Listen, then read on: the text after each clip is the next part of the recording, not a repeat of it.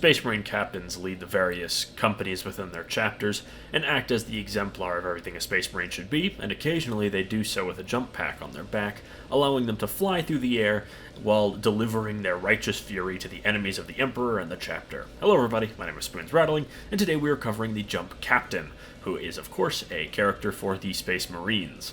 Now, the Jump Captain comes in at a pretty cheap 85 points, so just a little more expensive than an on-foot captain, which makes sense as he has a little bit more in terms of stats. He moves 12 inches, so very fast. He's Toughness 4 with a 3+ save, a 4+ invulnerable, 5 wounds, Leadership 6+, and OC 1. Pretty standard, though not bad for this points cost.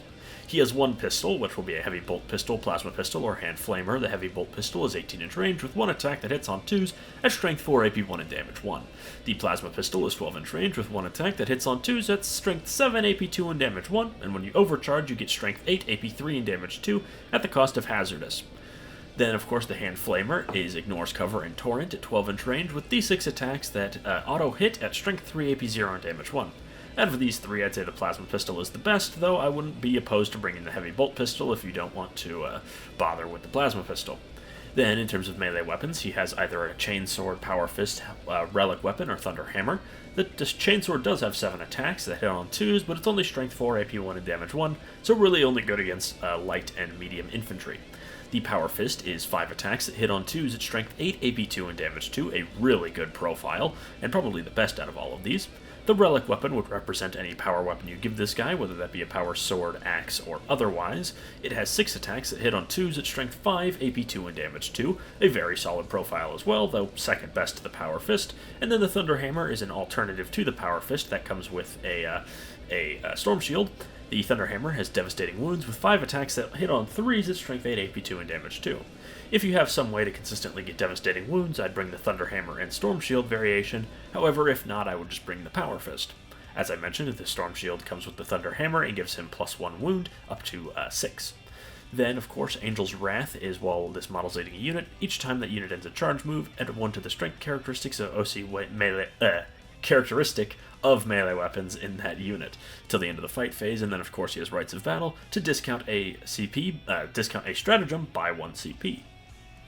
In terms of leader options in the core book, he has Jump Intercessors and Van Vets. The Jump Intercessors really appreciate the extra muscle from this guy, as this adds a lot of extra power, as well as the +1 strength, helping those chainswords when they are fighting with enemy infantry. Mainly things like Space Marines they'll really appreciate, because it translates to +1 to wound effectively.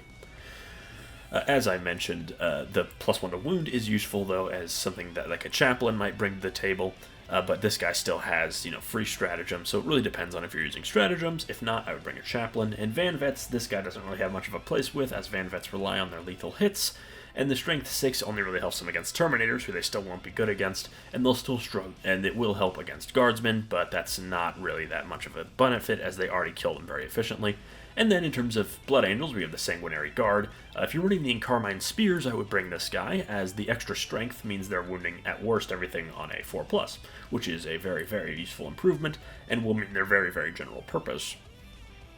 So out of these 3, Jump Intercessors are the best in the core book, but I'd say overall probably Sanguinary Guard, edge them out if you are playing Blood Angels. Of course, that is chapter-specific, though, and while I usually don't cover super chapter-specific things, I figured it's right that I should start doing that, and especially with this guy, as he's very important to those Sanguinary Guard, as I mentioned. Moving on, we also have our Detachment choice, and Detachment choice is very interesting for captains, as the stratagems do matter quite a bit. Gladius is... Of course, take all comers, he loves advance and charge. Honor Vehemence, good for his Power Fist to get it all the way up to strength 11. He also really appreciates Honor the Chapter for +1 to wound and extra AP, which is really good. Anvil doesn't have much that buffs him specifically, but he could still be useful alongside a mainly shooting army, just to have some extra speedy muscle to deal with any enemies that are on the flanks, as well as grabbing objectives. Firestorm, he does really appreciate the War-Tempered Artifice to get strength 12 on his fist or hammer, but aside from that, there's nothing super specific to this guy that would be very useful there. In terms of Storm Lance, he loves speed is always great, as he's already moving fast. With an advance, his threat range is very, very wide. And Windswift is an interesting stratagem to get for free to either get closer to enemies or run behind cover. As these guys aren't very tough, they'll want to jump from building to building as to not get blown away. In terms of Vanguard, as I mentioned earlier, if you're using Blood Angels, Sanguinary Guard in the midfield is a very interesting option. That would be a lot of melee threat that will almost certainly get a first turn charge, just given their immense speed. And then in terms of First Company, he can lead Van Vets, which do key off the requirements if you want to use that detachment, but there really isn't much there that makes running this guy very interesting, as the detachment itself is pretty awful. Angelic Host is pretty solid. He appreciates the redeployments. An Archangel's Shard, which gives him Lance and Anti-Chaos, like 4+, I think it is solid, and Artisan of War gives him +1 AP and a 2+ save, are both fine upgrades, and Descent of Angels for free is really good. And the Liberator Assault Group, this guy is a star there. He loves the extra strength and attacks, and Gift of Foresight is good with the Hammer for guaranteed devastating wounds. And then in terms of stratagems, Rage Fueled, Red Rampage, and Echoes, Savage Echoes, and Aggressive Onslaught are all super useful to get for free, and definitely makes this guy worth running alongside your jump Blood Angels. So as I sort of alluded to earlier, this guy is pretty straightforward. He hits things pretty hard, and he makes his squad do much the same. However, I'd say for him to be really stand out when it comes to dealing with tanks and otherwise, you want to layer combos. You want this guy to be sort of a kingpin in a combo, which would be something like,